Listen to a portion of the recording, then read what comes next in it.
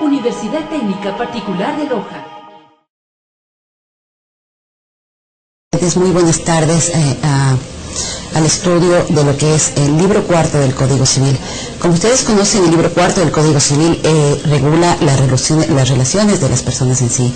Es por esto que el Código Civil se compone de 4 libros que son el de las personas y su familia, el de los bienes, uso, goce y limitaciones, el de la sucesión por causa de muerte y donaciones entre vivos, y también el de las obligaciones y contratos, que en esta oportunidad vamos a revisar.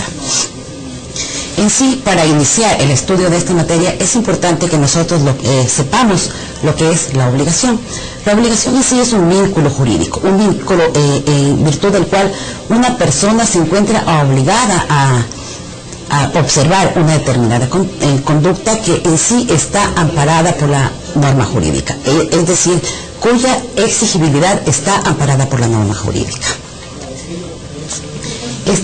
Para el efecto, considero importante que debemos ver la opinión de este tratadista civil, que es el doctor Luis Parraguer Ruiz, el cual manifiesta: la obligación es un vínculo jurídico en virtud del cual una persona llamada deudor queda en la necesidad de realizar una determinada prestación, que puede consistir en dar, hacer o no hacer a favor de otra determinada o acreedor, de tal manera que compromete todo su patrimonio embargable en garantía del cumplimiento.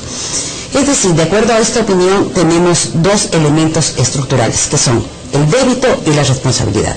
El débito es el cumplir, es el tener la obligación de observar esta determinada conducta. Y la responsabilidad, que de hecho está amparada con el ordenamiento jurídico nuestro.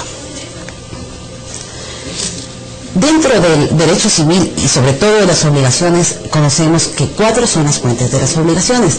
Las fuentes de las obligaciones en sí son el contrato, el cuasicontrato, el delito, el cuasidelito y la ley. Para iniciar lo que es el contrato en sí, como lo determina el artículo 1454 del Código Civil, es un acto por el cual una parte se obliga para con otra a dar, hacer o no hacer alguna cosa. Cada parte puede ser una o muchas personas. Contrato o convención, nos dice este artículo, es decir, convención es lo sinónimo de contrato. En sí, luego de las fuentes de las obligaciones, el segundo es el cuasicontrato, que también es una fuente de la obligación, y estos nacen ya de un hecho voluntario de la persona que se obliga, como en la aceptación de una herencia o legado y en todos los cuasicontratos. Por ejemplo, el cuasicontrato de comunidad. La comunidad de una cosa universal o singular entre 2 o más personas sin que ninguna de ellas hayan contratado sociedad o celebrado otra convención relativa a la misma cosa. Es una especie de cuasicontrato. El delito y el cuasidelito también son fuentes de las obligaciones. Antes que contratos, representan fuentes de las obligaciones, cuyos elementos los encontramos en los actos ilícitos y las causas que originan su responsabilidad en el dolo, considerada como la intención positiva de inferir injuria, y en la culpa, que es la falta de diligencia o cuidado que toda persona debe tener en sus actos. Es decir, el delito nace del dolo y el cuasidelito de la culpa. Por eso hablamos de negligencia, imprudencia o impericia en la existencia de del nacimiento de las obligaciones. Las obligaciones también nacen de la ley. Como ustedes conocen, en el artículo 1 del Código Civil encontramos definido lo que es la ley. La ley es la declaración de la voluntad soberana que, manifestada en forma prescrita por la Constitución, manda, prohíbe o permite, ¿no es cierto? Como su definición lo dice, nace de la Constitución. ¿Por qué? Porque nosotros en sí, como lo determina la Constitución, elegimos a quienes nos van a representar en el Congreso Nacional, que ahora pues es la Asamblea Constituyente, como ustedes conocen. El soberano es el pueblo, nosotros los elegimos, a quienes nos van a representar, personas que van a emitir las nuevas leyes. En sí, en cuanto a los principios de manda, prohíbe o permite, los principios son imperativo, permisivo y prohibitivo, que podemos poner ejemplos. Por ejemplo, imperativo es un principio al que todos nos acogemos porque estamos obligados. Por ejemplo, el derecho al voto. El voto es obligatorio en nuestro país, obviamente para las personas que cumplen con los requisitos como mayoría de edad. En cuanto a la parte que nos referíamos de la permisibilidad de la ley, ¿la ley permite qué? lo que ni manda ni prohíbe. Por ejemplo, el matrimonio está permitido y que está regulado en el libro primero del Código Civil. Y prohíbe, nos podríamos remitir al Código Penal. Nos prohíbe robar, nos prohíbe matar, y podríamos poner un sinnúmero más de ejemplos. Entonces, en ese sentido nos estamos remitiendo a las obligaciones que nacen de la ley, pero en el sentido, nuevamente redundo en la palabra de obligación, podemos remitirnos al derecho que tiene el hijo sobre el padre por alimentos, porque así la ley lo dispone. La ley ampara los derechos del menor. ¿Cómo se clasifican los contratos? Los contratos se clasifican en unilaterales, bilaterales, gratuitos, onerosos, conmutativos, aleatorios, principales, accesorios, real, solemne y consensual. Para analizar cada uno de estos contratos, nosotros vamos a ir dando un ejemplo claro para poderlos distinguir. En primer lugar, ¿qué entiende por contrato unilateral y bilateral? El unilateral, cuando una de las partes se obliga para con otra que no contrae obligación alguna. Ejemplo, el mutuo, el comodato y el depósito. Para que nos quede mucho más claro este ejemplo, vamos a referirnos al mutuo. Es el mutuo o préstamo de consumo. Es el contrato en el cual una persona entrega a la otra cierta cantidad de cosas fungibles con cargo a restituir del mismo género y calidad. En el libro segundo del Código Civil nosotros encontramos la clasificación de los bienes. Dentro de los bienes tenemos los muebles y los inmuebles. Dentro de los muebles se clasifican en bienes fungibles y no fungibles. Los fungibles son aquellos que perecen en su primer uso. Se dice que las especies monetarias son bienes fungibles por excelencia, porque perecen o terminan para quien los emplea. Luego el comodato y el depósito los pondremos para aclarar otra clasificación de los contratos. Vamos a los bilaterales. Bilateral, cuando las partes contratantes se obligan recíprocamente. Por ejemplo, en el contrato de compra-venta y el contrato de arrendamiento. El momento que nosotros damos algo en arrendamiento, la persona que arrenda obviamente es el arrendador y a quien entregamos el derecho de goce, y la persona a quien entregamos este derecho es el arrendatario, pero tiene la obligación de pagar por este derecho de goce. Las disposiciones respecto al arrendamiento las encontramos también en el libro cuarto de nuestro Código Civil. Y también nos podremos remitir, en caso de controversia, a la ley de inquilinato. ¿Qué entiende por contrato gratuito y oneroso? Gratuito cuando solo tiene por objeto la utilidad de una de las partes, sufriendo la otra el gravamen. Ejemplo, las donaciones y el comodato. Aclaramos esto. ¿Qué es la donación? Es un contrato mediante el cual el donante entrega gratuitamente la totalidad de sus bienes o parte de estos al donatario. Entonces, queda claro que es un contrato gratuito. Al igual que el comodato, es un contrato mediante el cual una persona entrega a otra una especie, bien, raíz o mueble, con la finalidad de que haga uso de este y se lo restituya cuando termine el plazo del comodato. En cuanto a los onerosos, cuando tiene la utilidad de ambos contratantes, gravándose cada uno en beneficio de otro. Por ejemplo, la compraventa, que es un contrato en que una de las partes se obliga a dar una cosa y la otra a pagarla en dinero. El contrato de compraventa se hace efectivo y me voy a remitir a los derechos reales. Dentro de los derechos reales encontramos los modos de adquirir el dominio. Y dentro de estos modos de adquirir el dominio tenemos la tradición. La tradición en sí es un modo de adquirir el dominio mediante el cual una persona, que debe ser el dueño, entrega a otra habiendo por una parte la facultad e intención de transferir y por la otra la capacidad e intención de recibir. Para esto también es necesario que nosotros conozcamos claramente lo que es la capacidad, que lo encontramos definido en la norma jurídica del libro cuarto en el artículo 1464, en el que determina quiénes son incapaces. Tenemos la incapacidad absoluta y la incapacidad relativa. La incapacidad absoluta la tienen ¿quiénes? Los dementes, los impúberes y los sordomudos que no pueden darse a entender por escrito. Y en cuanto a la incapacidad relativa la tienen ¿quiénes? las personas que están bajo interdicción de administrar sus bienes, los menores adultos y las personas jurídicas. Remitiéndonos a la compraventa, hablamos que la tradición es un modo de adquirir dominio, que obviamente se hace efectivo o se ratifica con la voluntad de las partes. Y dentro de los títulos translaticios de dominio tenemos la compraventa, la permuta y la democión, que transfieren dominio. Es decir, en este sentido hablamos de derechos reales, que los derechos reales, como ustedes conocen, ya revisaron el libro segundo, los derechos reales es la relación jurídica entre una cosa y una persona. ¿Qué son los contratos conmutativos y aleatorios? De un ejemplo. Los contratos conmutativos son de igual proporción en las obligaciones de las partes. Vale decir que lo que da una especie es equivalente de lo que da la otra. El beneficio que cada parte persigue se reputa proporcionalmente o equivalente al gravamen que soporta. Nuevamente les cito el contrato de compra-venta y el de arrendamiento, porque en el contrato de compra-venta, el vendedor está obligado a dar una cosa y él es el vendedor, ¿no es cierto? Y en cambio, la persona que paga el precio, que es el comprador, él va a recibir el bien por el cual ha pagado. Entonces estamos hablando de obligaciones recíprocas, igual que en el arrendamiento la persona recibe el derecho de goce, pero siempre y cuando pague una cantidad determinada de dinero. En cuanto a los contratos aleatorios, los caracteriza que sus efectos en lo tocante a las ganancias de las partes celebrantes dependen de un acontecimiento incierto, de modo que no es posible apreciar su magnitud hasta que dicho acontecimiento se verifique. Aleatorio viene del latín alea, que significa juego de azar, suerte. Ejemplo, el contrato de seguros.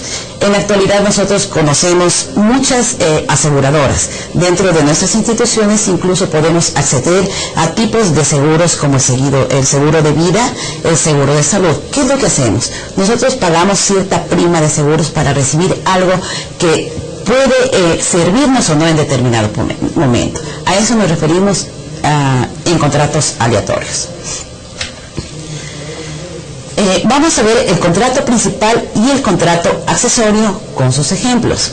Principal es el que subsiste por sí mismo sin necesidad de otra convención. Es el que tiene vida propia e independiente. Ejemplo, la compraventa, la sociedad, el arrendamiento. Para esto les quisiera explicar lo que es la sociedad. Dos o más personas estipulan poner algo en común con el fin de dividir entre sí los beneficios que de ello provengan.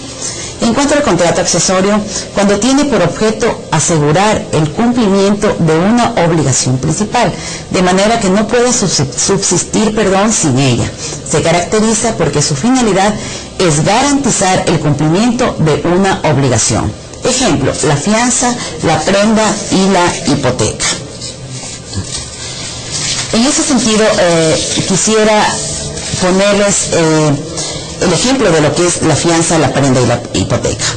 La fianza es toda obligación subsidiaria constituida para asegurar el cumplimiento de otra principal, contraída por un tercero. La prenda, contrato y derecho real por los cuales una cosa mueble se constituye en garantía de una obligación, con entrega de la posesión al acreedor y derecho de ésta para enajenarla en caso de incumplimiento y hacerse pago con lo obtenido. Y la hipoteca pues garantiza el cumplimiento de una obligación. Vale la pena aclarar que en este sentido estamos hablando de contratos reales. Este tipo de contratos reales, ¿cómo se perfeccionan? Con la entrega de la cosa. Ya hablamos nosotros de los derechos reales, que los encontramos en el libro segundo, que es la relación jurídica entre una cosa y una persona. En el caso de la fianza, de la prenda y la hipoteca, se perfecciona con la tradición de la cosa. El accesorio. Cuando tiene por objeto asegurar el cumplimiento de una obligación principal, de manera que no pueda subsistir sin ella. Se caracteriza porque su finalidad es garantizar el cumplimiento de una obligación. Ejemplo, la fianza, la prenda y la hipoteca que ya habíamos mencionado hace un momento.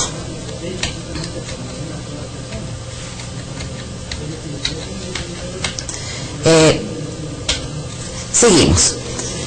Vamos a hablar en este momento de otra clasificación de los contratos que es el contrato real, solemne y consensual, con sus ejemplos.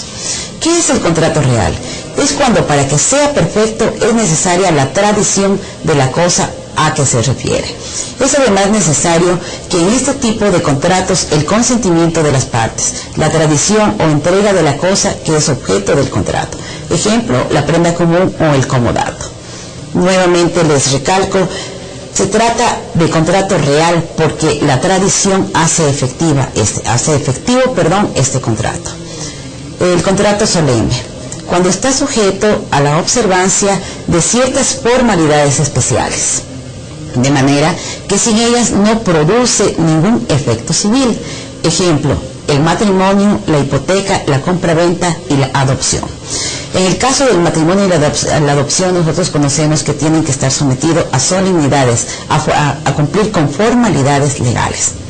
De igual manera, la hipoteca y la compraventa. En el caso de la compraventa, esta se hace efectiva con la inscripción registral, es decir, con la debida inscripción del inmueble que se transfiere en el lugar de la jurisdicción a la que pertenece, en el registro de la propiedad del lugar de su jurisdicción.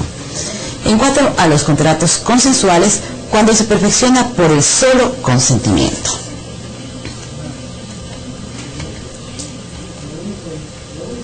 La adopción, el comodato, el matrimonio, la prenda son contratos solemnes, reales o consensuales. ¿Por qué la adopción es un contrato solemne? Porque debe cumplir con solemnidades y con formalidades especiales. El matrimonio, de igual manera, es un contrato solemne. Es un contrato solemne por cuanto debemos cumplir con formalidades especiales, como la debida matrimonio en el registro civil debe asentarse en el acta respectiva en el registro civil para que sea un acto válido. En cuanto al comodato, es un contrato real y la prenda es un contrato real porque para que sea efectivo se necesita la tradición, es necesaria la tradición. En cuanto a la donación, como ya habíamos explicado, es un contrato gratuito, porque el donante le transfiere al donatario gratuitamente la totalidad de sus bienes o una parte determinada de ellas. En cuanto al oneroso, es la compraventa, porque la persona que entrega la cosa, que transfiere el dominio, está en la facultad de entregar porque es el dueño, y quien recibe tiene que pagar un precio. En cuanto a el arrendamiento, es un contrato conmutativo. ¿Por qué? Porque el arrendador tiene la obligación de mantenerla en estado de servir para el fin a que ha sido arrendada. Y en cuanto al arrendatario, no podrá hacerla servir a otros objetos de los convenidos. Nos referimos a conmutativo cuando una de las partes se obliga a dar a hacer una cosa que se mira como equivalente a lo que la otra parte debe dar a hacer a su vez.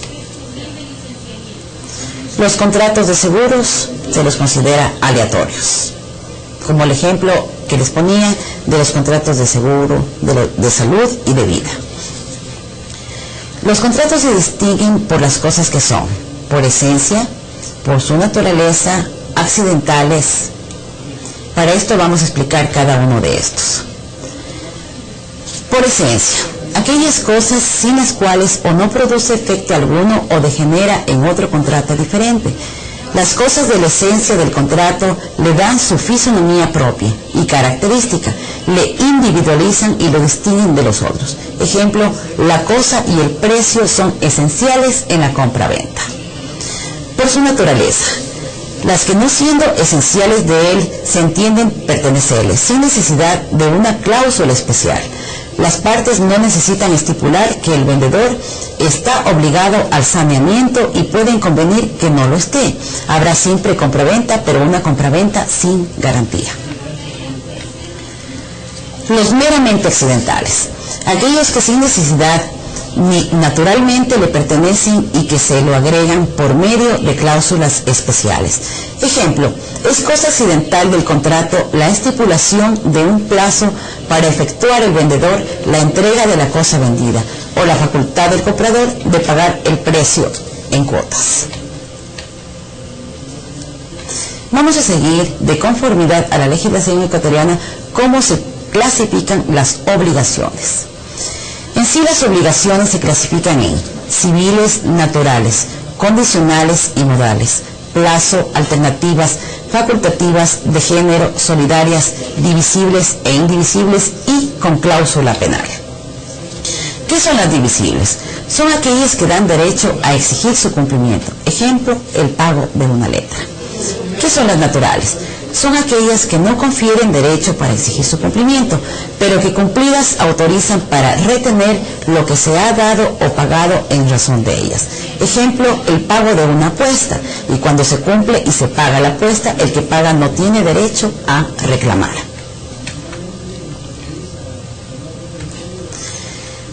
Sobre las obligaciones condicionales y modales con un ejemplo. ¿Qué son las condicionales? La obligación es condicional cuando ésta depende de una condición, pudiendo ser esto un acontecimiento futuro o que puede suceder o no. En cambio, las modales son las obligaciones sometidas a cargas especiales que en parte disminuyen el activo económico o imponen limitaciones al objeto, materia de la prestación. ¿Cómo se clasifican las obligaciones condicionales?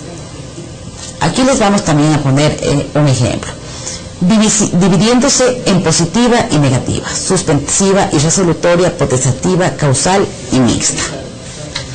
Dentro de la condición suspensiva, al no cumplirse el plazo de 15 años, se entenderá como fallida. Por ejemplo, Pedro le ofrece regalar 100.000 a Rosa, pero si el Ecuador gana la Copa Mundial de Fútbol, muere Pedro y el Ecuador gana el Mundial. La muerte del acreedor transmite el derecho a los herederos. ¿Por qué? La muerte del acreedor no transmite el derecho a los sucesores, porque en primer lugar la donación es un contrato personal. Concepto de las obligaciones a plazo. Son obligaciones que para su cumplimiento debe respetarse el vencimiento del plazo acordado. Según las obligaciones a plazo, esto puede ser, además de señalarlos de su concepto y un ejemplo. Por ejemplo, el plazo convencional es el fijado por el acuerdo de las partes contratantes. El plazo legal es el que nos da la ley, refiriéndonos al artículo o remitiéndonos al artículo 403 y 2103. El plazo judicial es aquel que fija el juez, pero siempre y cuando la ley lo faculte para hacerlo, como nos manifiesta el artículo 948. Plazo determinado, el mismo que se conoce perfectamente cuándo llegará. Y el indeterminado es el hecho o acontecimiento que va a suceder, no se sabe si sucede, por ejemplo, la muerte. Expreso es el que se estipula o determina, ejemplo, el plazo estipulado en cualquier contrato. El tácito es aquel que se establece necesariamente para cumplirlo. Ejemplo, se compra un carro en el exterior y no se ha fijado la fecha de entrega, sino lo necesario para que éste llegue a su destino final. En cuanto al concepto sobre las obligaciones alternativas, les vamos a poner también un ejemplo. Son aquellas por las cuales se deben varias cosas de tal manera que la ejecución de una de ellas exonera de la ejecución de las otras. Por ejemplo, Pedro debe pagar el precio de la compraventa, entregando para ello su automóvil o la suma de $100.000. Sobre las obligaciones facultativas, con un ejemplo.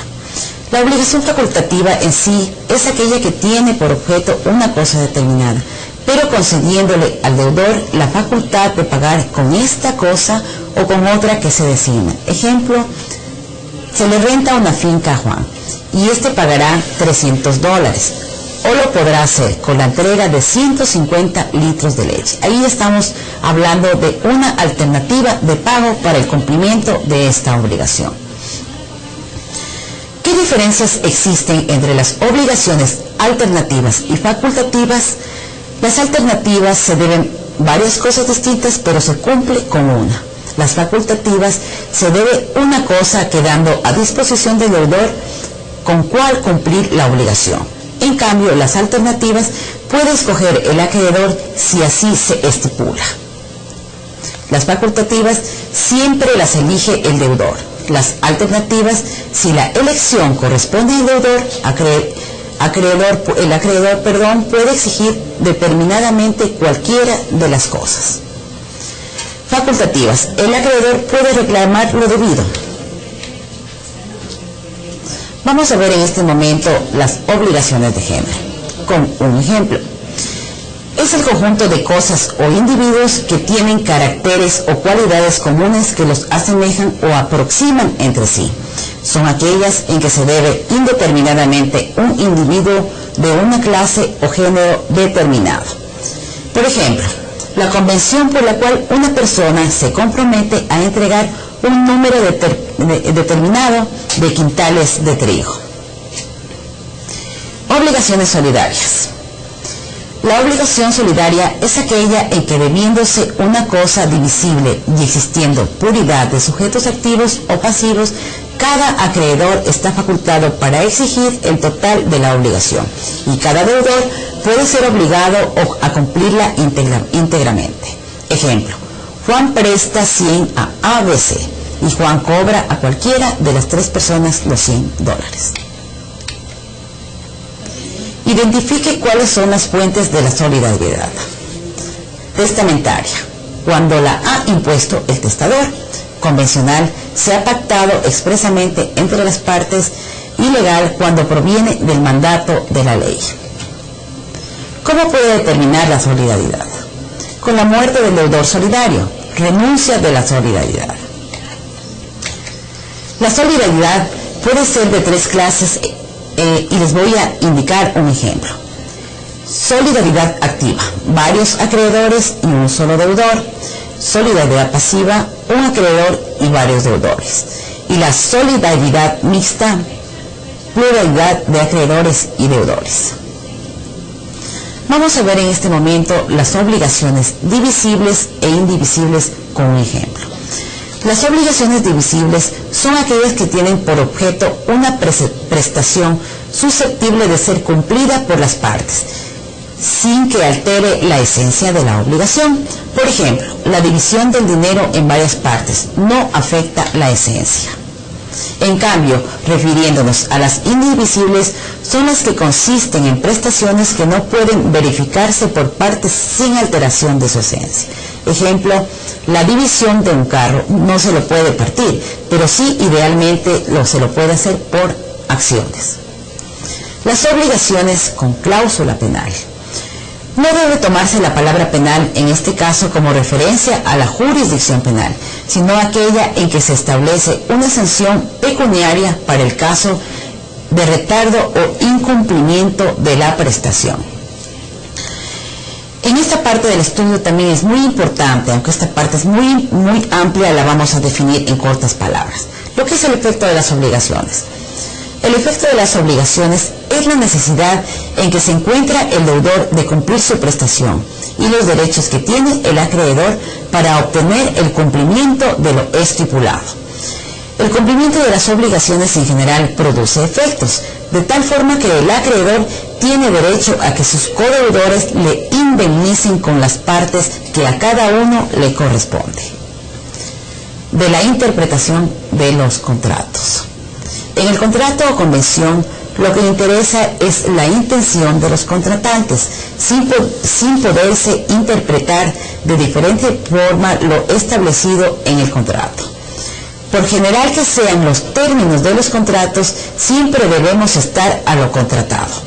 Y no se puede realizar otra cosa diferente a lo que conste en el contrato.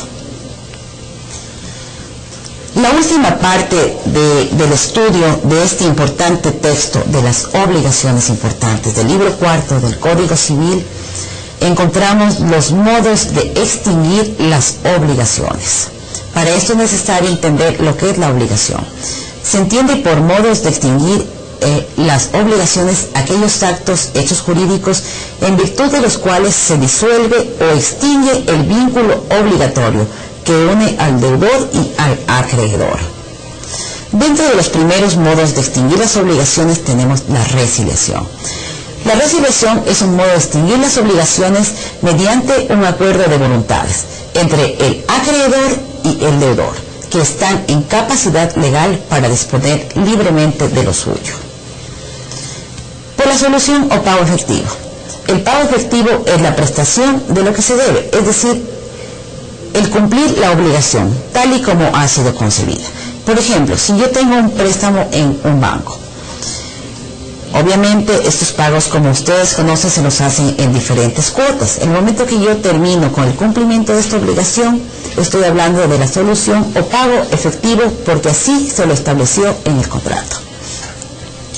Por anulación, se extingue una obligación preexistente por la creación de una nueva obligación que sustituye a la primera. En este caso podríamos poner también, por ejemplo, de los créditos bancarios. El momento que nosotros solicitamos un crédito, podemos estar en la posibilidad de terminarlo por anulación. Es decir, yo tengo un crédito bancario, pero necesito más dinero de la misma institución. Puedo pedir un nuevo crédito, obviamente con una cantidad más amplia de dinero, y con esta cancelo la anterior, ¿no es cierto? Están haciendo ya una nueva obligación y extinguiéndose una obligación anterior. Por la transacción, es un contrato en que las partes terminan extrajudicialmente un litigio pendiente o precaven de un litigio eventual. Es decir, las partes se arreglan fuera del litigio. Por la remisión, que es otro de los modos de adquirir las obligaciones, de extinguir las obligaciones. Es un modo de extinguir las obligaciones, le hace al acreedor al deudor. Este tiene que dar, hacer o no hacer algo en provecho de aquel, quien en un momento dado, con ánimo de beneficencia, libera a su deudor por la prestación debida. Eso se lo puede hacer conociendo ciertos casos en dado la necesidad del deudor. Otro de los modos de extinguir las obligaciones es por la compensación. Eso se da cuando dos personas son deudoras una de otra. Se opera entre ellas una compensación que extingue ambas deudas.